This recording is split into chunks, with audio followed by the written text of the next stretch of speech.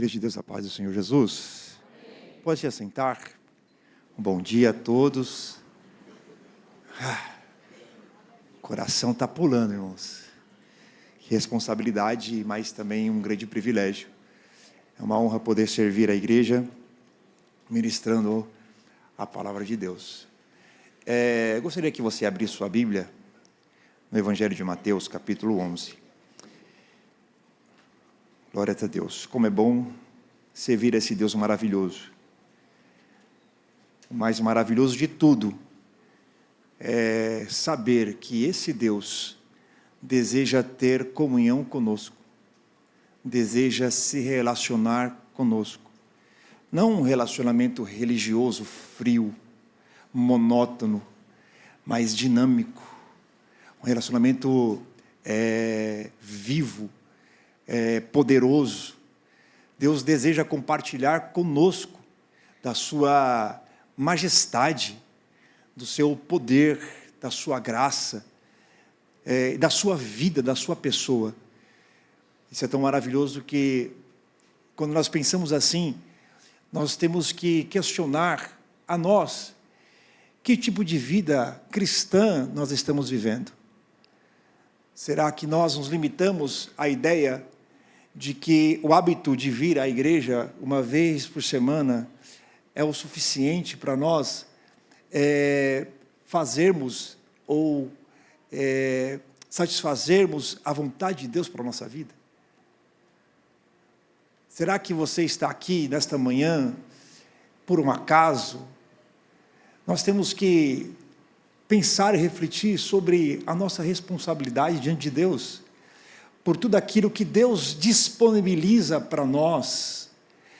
E eu costumo dizer que o que distancia nós de Deus é apenas um passo, porque o apóstolo Pedro, escrevendo à igreja, disse: olha, achegai-vos a Deus, e Ele se chegará a vós outros.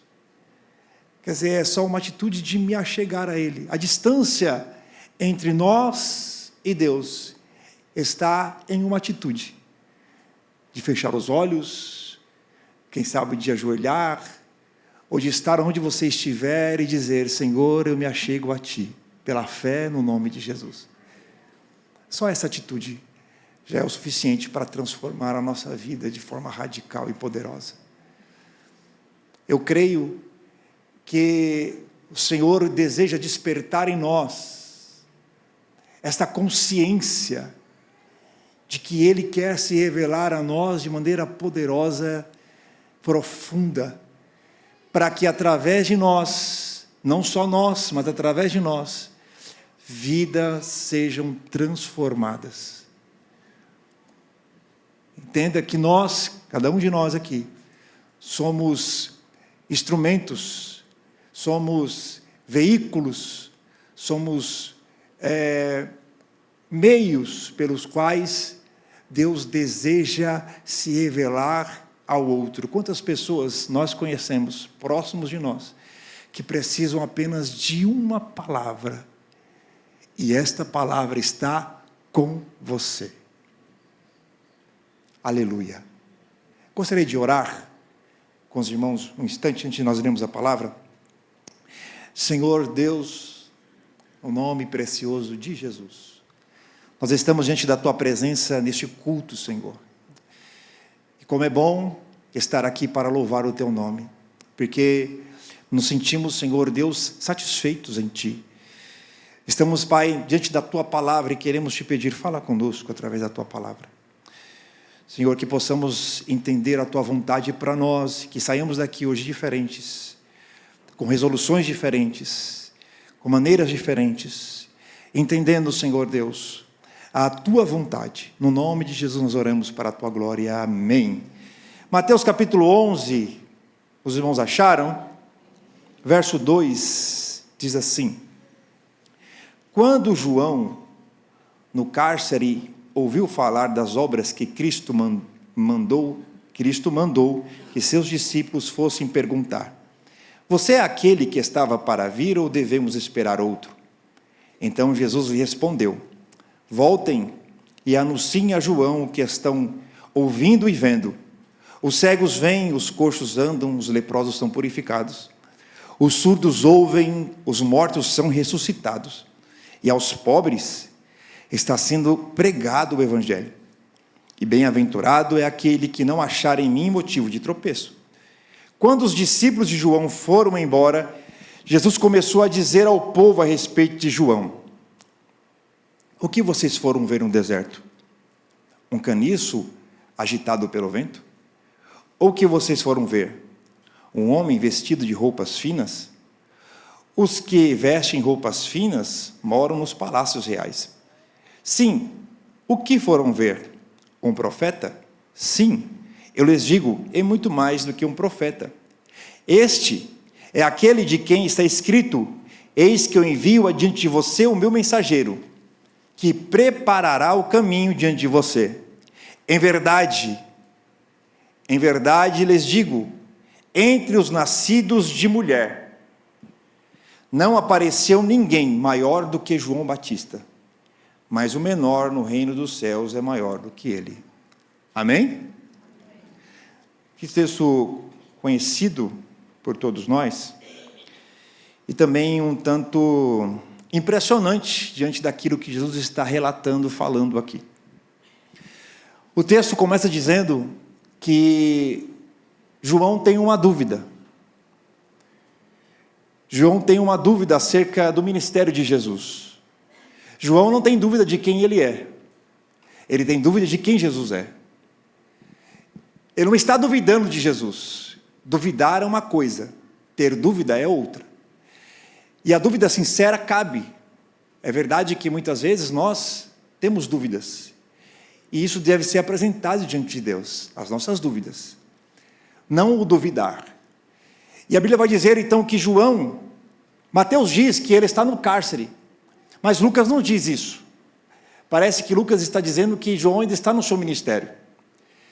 Mas a dúvida surge, e João chama dois dos seus discípulos e envia-os a Jesus para perguntar se Jesus era a pessoa que ele veio anunciar, se Jesus era a pessoa, ou o Messias, que estava prometido e que havia se revelado.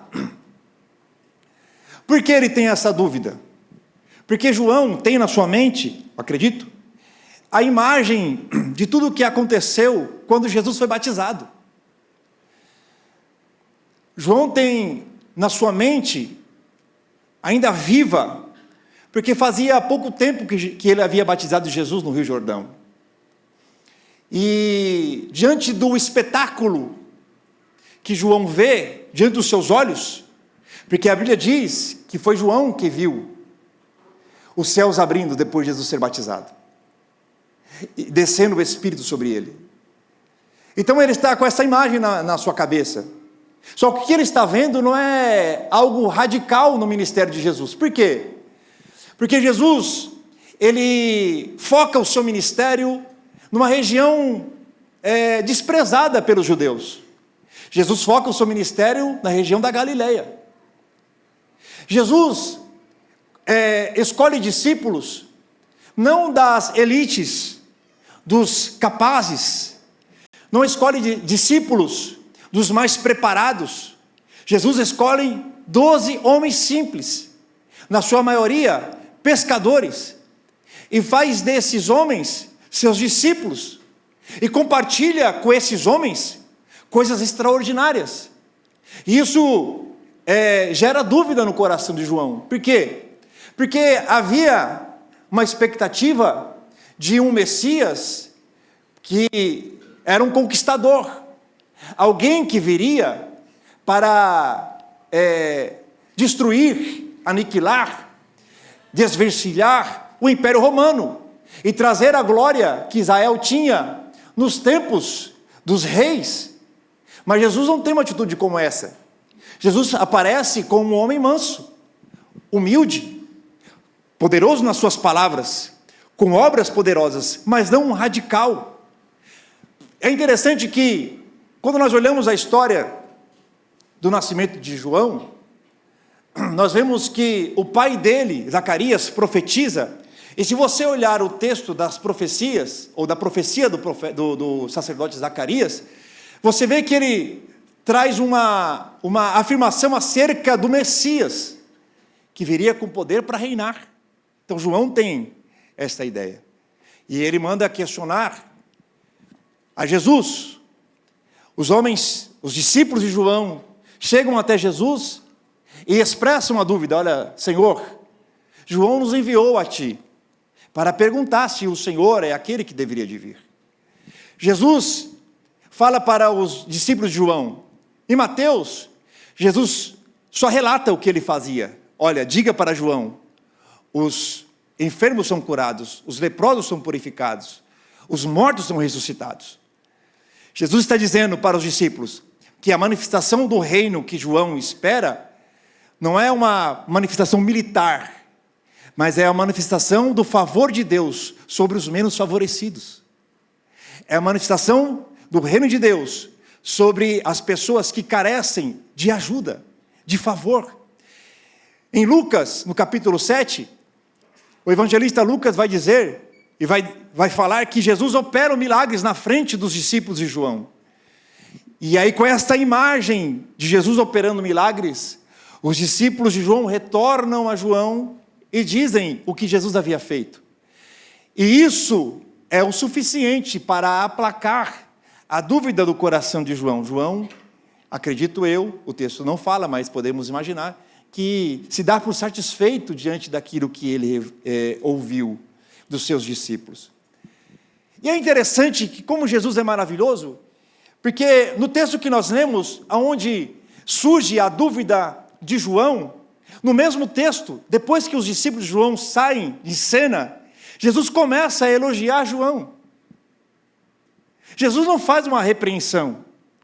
Jesus não apresenta a falha de João. Não.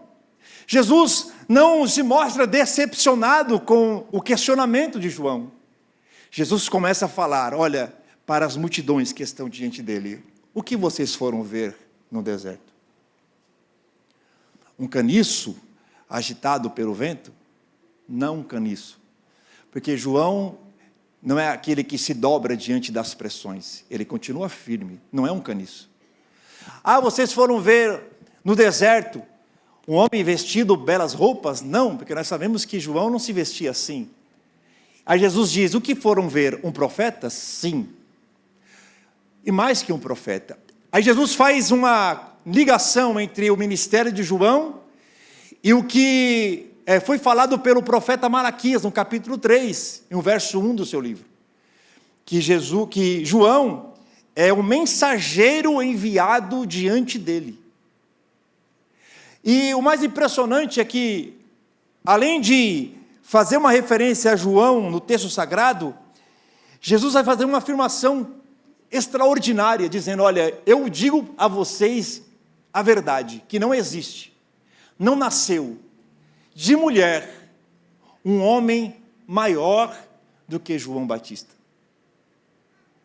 Olha, isso é impressionante, porque Jesus está falando com os judeus. Os judeus, eles conhecem a história, eles têm o livro sagrado em suas mãos, eles ouvem falar de homens extraordinários, como Enoque. Nós conhecemos a história de Enoque, um homem que andou com Deus por 300 anos, e no seu relacionamento com Deus, era tão profundo o relacionamento que a Bíblia diz que Deus tomou para si.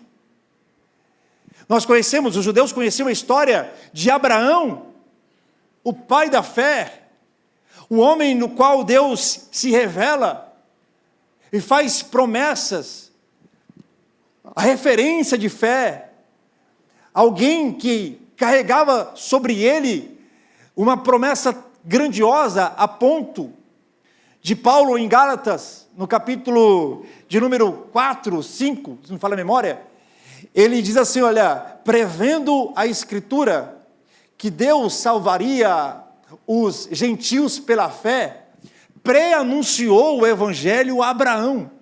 Aleluia! Deus se manifesta a um homem comum.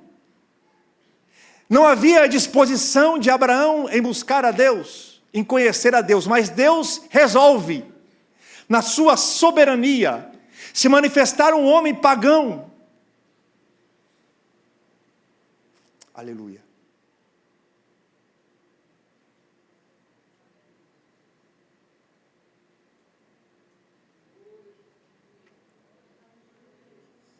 Aleluia. E dizer para esse homem, Abraão, ou Abrão, aleluia, saia da tua terra, da tua parentela, para a terra que te mostrarei. Em ti, irmãos, isso é muito poderoso. Em ti serão benditas todas as famílias da terra. Imagina você recebendo uma palavra direta de Deus. Deus não usou alguém para ir até Abraão. Deus se revela a Abraão e diz: em você. Que peso. Os judeus estão acostumados com a história desse homem que andou por fé. Uma história linda. Mas Jesus está dizendo: olha, João é maior do que ele. Os judeus estão acostumados a ouvir a história de Moisés. Irmãos, quem é Moisés? Alguém responsável por ver a manifestação de Deus, e não só ver a manifestação sobre um monte, mas de ver a glória de maneira que nenhum outro homem viu. Um homem ousado, corajoso, que não se satisfez em ver o que os outros viam, mas desejou ir além, independente se isso custaria a sua vida ou não. Ele diz: Senhor Deus, se eu tenho achado graça aos teus olhos, eu te peço, me mostre a tua glória. Isso aqui que eu estou vendo, em outras palavras, é espetacular. O escritor aos Hebreus vai dizer que quando ele viu o monte fumegando, ele disse: eu estou apavorado e trêmulo. Mas ele disse: eu não quero apenas isso, eu quero mais. E Deus resolve atender o pedido de Moisés, manifestando a Moisés a sua glória a tal ponto, que a Bíblia diz que quando ele desceu do monte, o rosto dele brilhava. E brilhava tanto que os israelitas não conseguiam olhar para ele. Jesus está dizendo, é maior do que Moisés. E aí surge a pergunta, que seria o tema da nossa mensagem: por que ele é o maior? Por quê? O que João Batista fez para que Jesus fizesse esta afirmação acerca dele? E olha, não é qualquer pessoa que está fazendo esta afirmação. Não é um líder judaico qualquer. Não é um filósofo conhecido, não é um sábio da época, não é um fariseu como Nicodemos, não, é o próprio Jesus fazendo tal afirmação. O que foi que ele fez? Pode ser que nós podemos imaginar, nós podemos pensar na história de João, como que foi o seu nascimento. Quem era João? Será que ele era grande porque ele era da família sacerdotal? Será que ele era grande porque o seu nascimento foi milagroso? João era filho de Zacarias. Lucas, o médico, o evangelista, vai narrar a história do nascimento de João. Interessante que ele começa o evangelho contando a história de João antes mesmo dele nascer. Falando, olha, havia um sacerdote no tempo de Herodes, chamado Zacarias, da turma de Abias. Olha que interessante, havia cerca de 20.000 sacerdotes naquela época. O hábito, a prática de oferecer incenso, era feita por eles dia após dia. Todos os dias, um sacerdote, ele entrava no templo para queimar incenso. Só que havia 20.000 sacerdotes. Eram 24 turmas. A de Zacarias, que era da filho de Abias, era a 8ª turma. A Bíblia diz que Zacarias está ministrando, ele está aguardando ser lançado sortes, para ver quem entrará no templo, para oferecer o incenso. A história diz que era possível que o sacerdote faria isso uma vez só na sua vida. 20.000 sacerdotes. Então aquele que já havia servido, com certeza, acredito eu, era separado. Olha, você já serviu nessa semana, no mês passado, o ano passado. Então vamos fazer a seleção entre os que sobraram. A Bíblia diz que a sorte caiu sobre Zacarias. E aí ele vai entrar no templo para oferecer incenso. Nós conhecemos a história. E a Bíblia diz que quando ele está queimando o incenso, o anjo Gabriel se apresenta do lado direito do altar e fala com ele. E diz: Zacarias, a tua oração foi ouvida. Isabel, tua mulher, dará à luz um filho.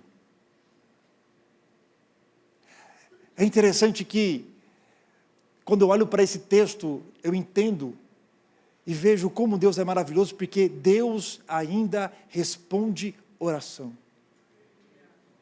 Independente do que está sendo pedido. É interessante também que não existe uma frustração em Zacarias, porque mesmo não tendo o que ele mais desejava, isso não impedia de ele continuar servindo no templo. E ele vê a oportunidade de queimar o incenso e entra lá para queimar incenso.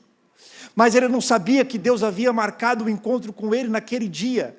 Que a sorte não caiu nele por acaso, mas foi uma administração de Deus para que ele entrasse no templo, porque Deus queria se revelar a ele lá dentro, para mostrar a ele que havia respondido a sua oração, e que a sua esposa Isabel iria ter um filho, mas não seria qualquer filho. Seria um filho que havia sido profetizado, porque seria aquele responsável por estar diante do Senhor, preparando o seu caminho.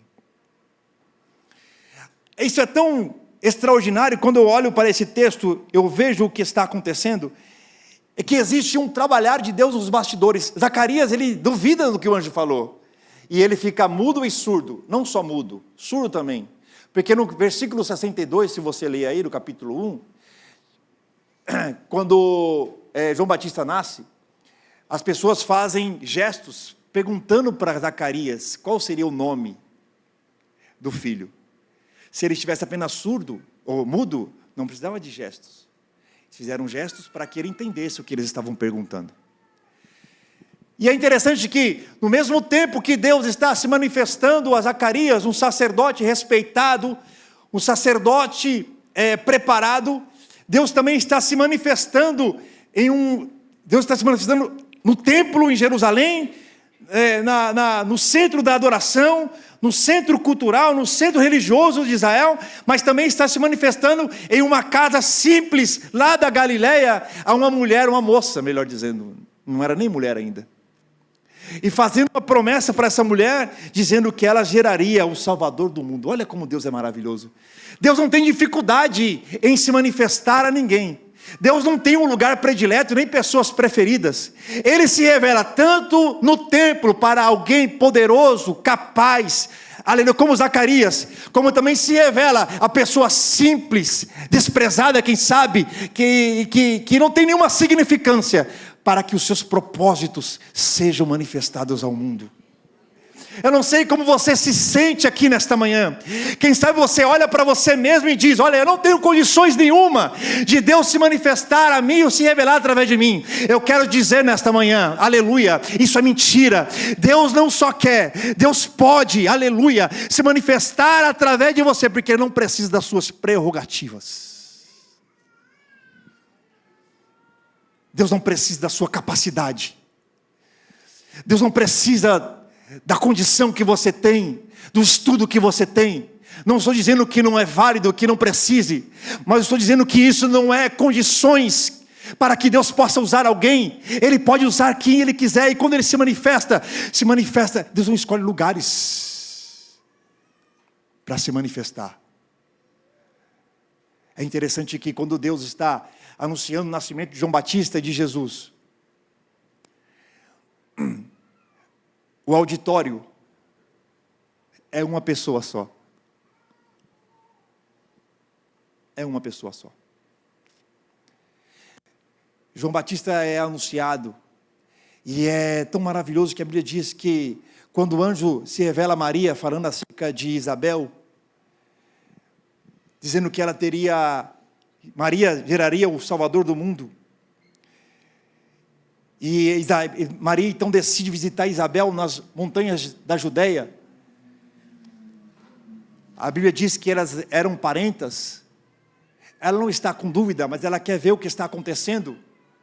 Ela vai até a casa de Isabel, e quando Isabel está escondida, a Bíblia diz que ela se oculta por 5 meses, porque algo maravilhoso está acontecendo com ela. Ela está gerando um filho na sua velhice.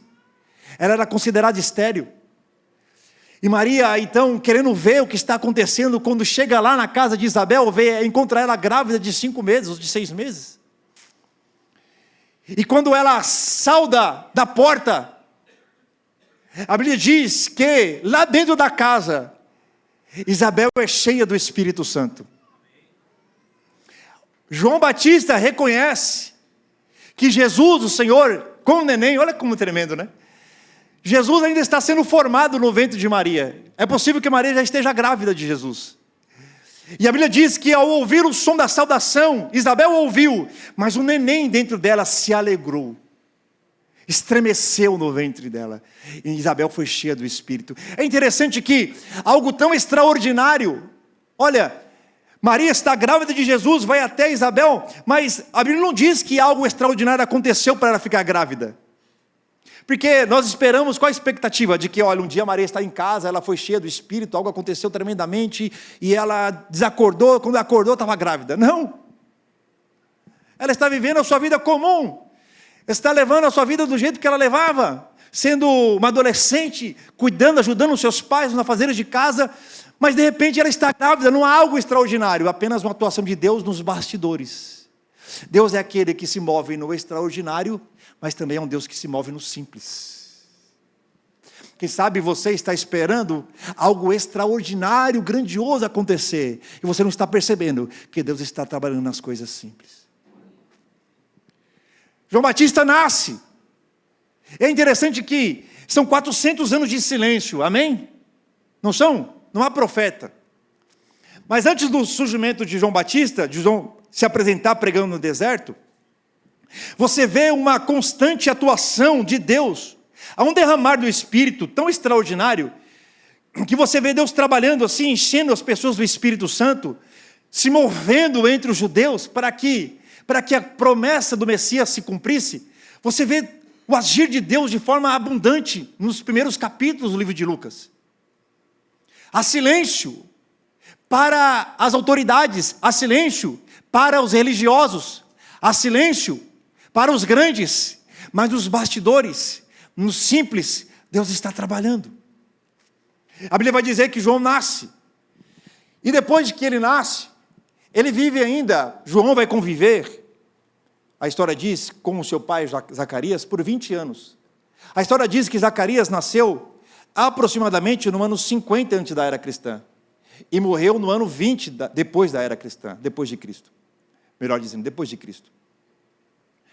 Então, João Batista conviveu com o pai dele e com sua mãe durante 20 anos. Então João ouviu, o seu pai relatou acerca do seu nascimento. Com certeza, a mãe dele constantemente falava o que aconteceu, como Deus se revelou, e ele vai guardando aquilo no seu coração.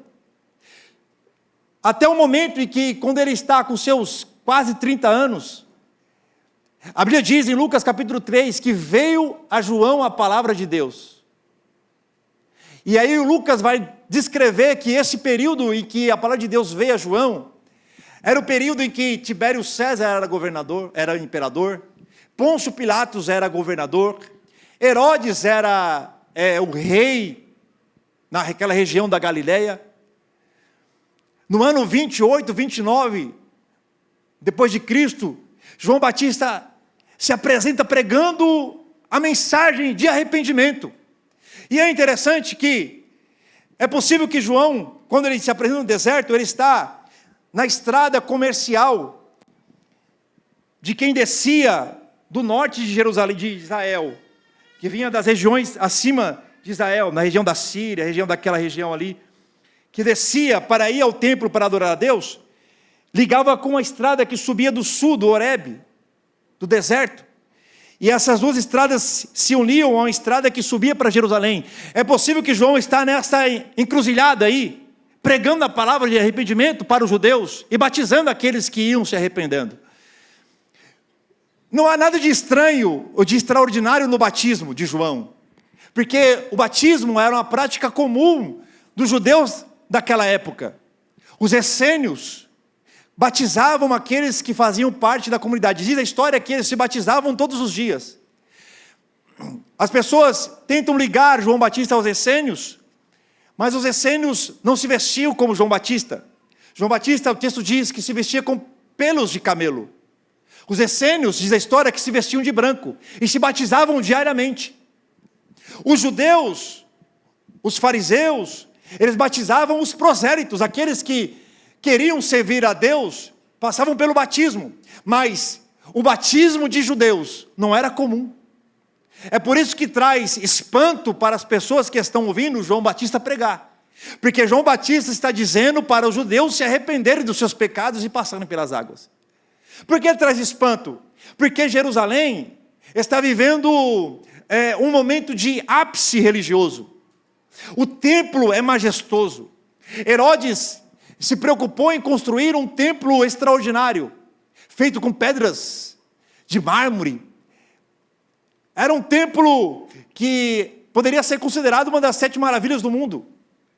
Os fariseus, que a seita havia nascido alguns anos atrás, estavam se dedicando, eram religiosos, eram peritos na lei. Os saduceus, que fazia parte, que eram a maioria os sacerdotes,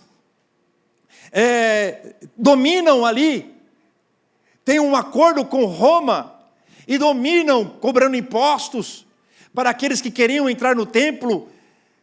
Interessante que João poderia ter se inclinado para um desses dois caminhos, porque ele era da família sacerdotal, mas ele, obedecendo o chamado de Deus, vai para o deserto para anunciar, para pregar o arrependimento, chamando os judeus ao arrependimento. Isso traz estranheza para eles. Mas a Bíblia diz que ele está anunciando, pregando, e muitos judeus vão até ele para serem batizados. Havia uma expectativa messiânica. A mensagem de João aponta para o Messias. E ele está pregando. E é interessante que, por causa da atitude dele, na maneira que ele prega, e como chama os judeus ao arrependimento, os judeus, os líderes religiosos, vão enviar a ele uma comitiva para questionar se ele é o Cristo. Mesmo não tendo nenhuma referência ao Cristo, porque os judeus sabiam que o Cristo nasceria em Belém, seria filho de Davi. João é filho de Zacarias. Mas eles vão questionar porque está acontecendo um movimento profético. E eles questionam a João: olha, você é o Cristo? E ele disse: não, eu não sou. E eles: mas quem é você? Você é o profeta? Não. Você é Elias? Não. E quem é você? Ele diz: eu sou apenas uma voz que clama no deserto. Eu estou trazendo uma mensagem de arrependimento. Porque é necessário o arrependimento para que vocês ingressem no reino de Deus. Esse reino que vocês estão esperando, ele vem, mas ele vem de uma maneira que vocês não podem, não de forma convencional, vem através do arrependimento pelo batismo nas águas. João está anunciando, e as pessoas estão questionando. Ele diz: olha, eu batizo com água, vocês estão me questionando porque eu estou batizando com água. Em outras palavras, isso qualquer um pode fazer, batizar com água. O que eu estou fazendo não é algo extraordinário, é algo simples que qualquer um pode fazer. Porém, no meio de vocês, tem um que vai batizar com Espírito Santo e com fogo. Porque João é considerado grande? Por que Jesus faz essa afirmação? João está batizando no Rio Jordão. João está chamando o povo ao arrependimento. A ideia do Messias é algo latente.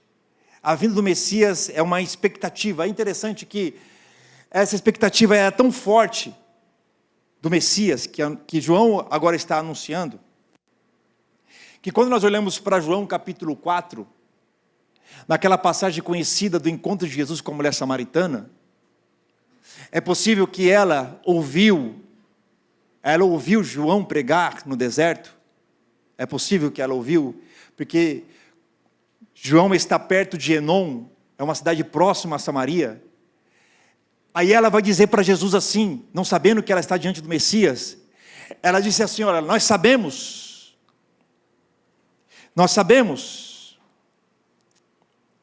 versículo 25 do capítulo 4, é assim, eu sei, em outro texto diz, nós sabemos que o Messias está vindo.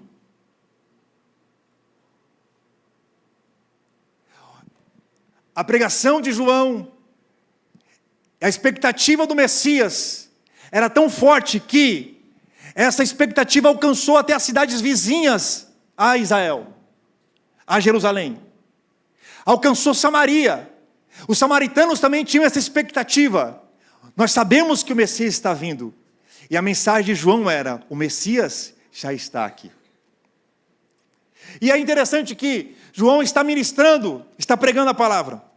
E a questão é, por que João é considerado o maior? Eu gostaria de responder essa pergunta. No capítulo 1, no verso 29,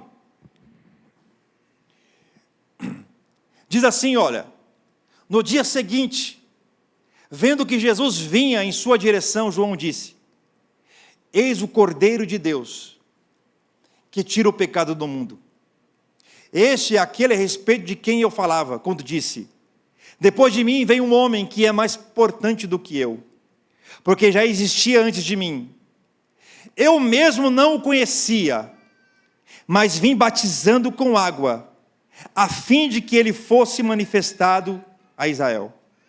João disse: vi o Espírito descer do céu como pomba, e pousar sobre ele. Eu não o conhecia. Aquele, porém, que me enviou a batizar com água, me disse: aquele sobre quem você vir descer e pousar o Espírito, este é o que batiza com o Espírito Santo. E aí ele diz: pois eu mesmo vi e dou testemunho de que ele é o Filho de Deus. João é considerado grande, porque ele viveu. Tudo que se relaciona a João aponta para Jesus. João é considerado grande, porque o seu ministério, a sua vida, aleluia, era uma forma, ele tinha o objetivo de manifestar Jesus. Quando eu olho para isso, eu vejo aqui em João a missão da igreja de cada um de nós. É claro que o grande no reino de Deus é diferente do grande do mundo. Existe um desejo no mundo de ser grande, de fazer algo extraordinário. Mas o que o Senhor está dizendo na sua palavra é que para que sejamos grandes, nós precisamos viver de tal maneira que as nossas vidas manifestem a Jesus. E eu tenho uma palavra. Deus está nos chamando. Eu tenho uma palavra para os homens desta casa. Deus está chamando você, homem, para viver de tal maneira que, principalmente, a sua família, a sua casa, os seus filhos, a sua esposa, possa ver Jesus manifestado em você. Porque você pode ser homem de Deus para todo mundo. Você pode ser reconhecido como homem de Deus pelos seus amigos no seu trabalho. Se você não for um homem de Deus dentro da sua casa, você está falhando no seu ministério. Eu tenho uma palavra para os homens. Eu tenho uma palavra para os pais e mães desta casa. Viva de tal maneira que os seus filhos vejam em você a manifestação de Jesus. Porque assim as pessoas vão considerar você um grande. Aleluia, eu não sei o que estão dizendo, não importa o que estão dizendo acerca de você. É interessante que as pessoas afirmavam: João é um louco. João, ele deixou a glória, ele deixou as honras que ele poderia ter no templo, para viver no deserto anunciando alguém, vivendo de maneira a manifestar alguém. Não importa o que estão dizendo, o importante é que o que Jesus está dizendo acerca de você, será que ele pode olhar para nós e dizer: olha, ele está manifestando a minha vida, a minha glória, para as pessoas que convivem com ele, principalmente dentro da nossa casa. Como que eu faço? Eu acredito que a maior manifestação de Cristo em nós é o amor que nós demonstramos para com os outros, principalmente dentro da nossa casa. Eu queria que você se colocasse de pés, por favor.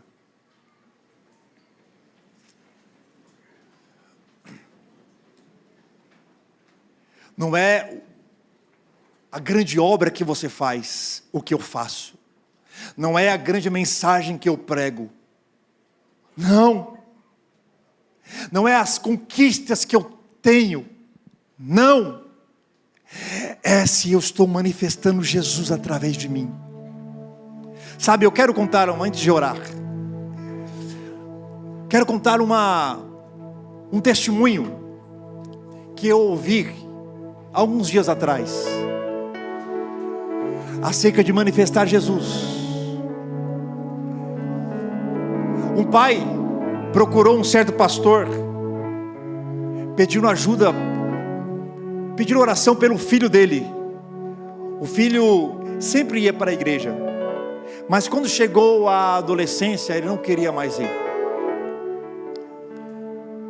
O pai procurou o pastor e pediu ajuda, pediu conselho. O pastor: não sei mais o que eu faço com meu filho, ele não quer mais vir à igreja. Ele sai de casa, chega tarde.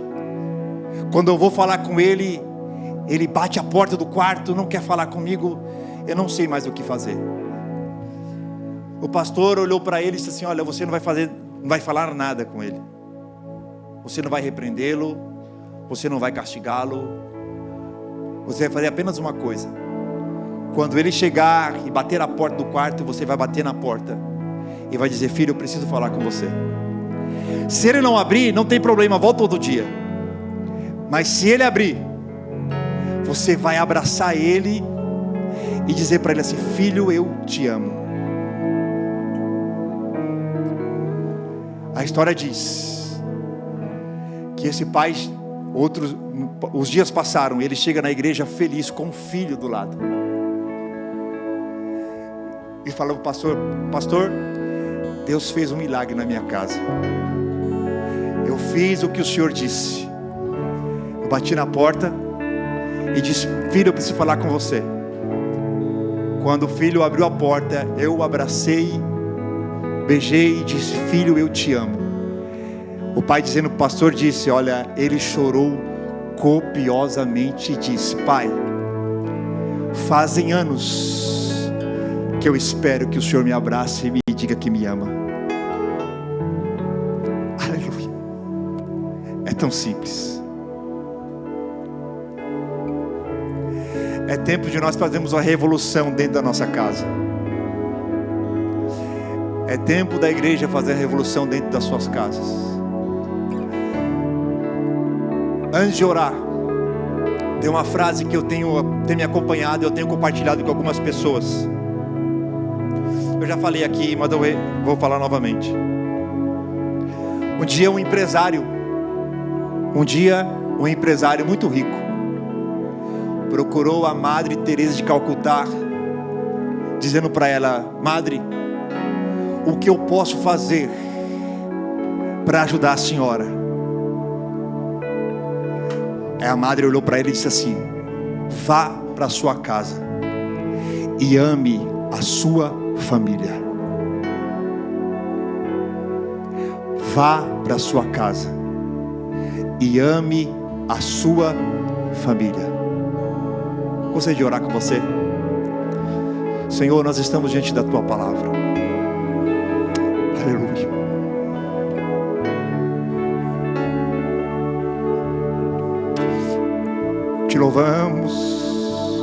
Te louvamos porque o Senhor está aqui.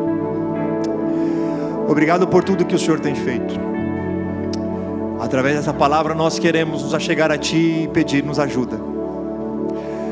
Nos ajuda, Senhor Deus, a manifestar o Teu Filho Jesus através de nós. Muitas vezes temos expectativa de coisas grandiosas, que o Senhor faça um milagre grandioso na nossa casa, e não entendemos que o milagre está em nós através das nossas atitudes. Senhor, eu acredito, não sei, mas o Senhor sabe. Existem famílias aqui que estão vivendo um período tão difícil, questionando, Senhor Deus, aonde tem errado ou aonde errou. Mas eu sei, Senhor, que é possível. O Senhor ainda é Deus de milagres. Eu sei que é possível reverter situações irreversíveis. Eu quero te pedir nesta manhã, Senhor, derrama do Teu amor no nosso coração. Primeiro, para que possamos amar a nossa família, e depois para que possamos amar uns aos outros, como o Senhor disse na Tua palavra. Porque o Senhor orou dizendo, Senhor, olha, aleluia, no capítulo 17 de João, o Senhor disse, que eles sejam um, assim como nós somos um, para que o mundo saiba que o Senhor me enviou. Senhor glorioso, aleluia. Nós oramos nesta manhã, Senhor, nos ajuda a cumprir o nosso papel nesta terra, Senhor, que é, Senhor, manifestar o Senhor através de nós.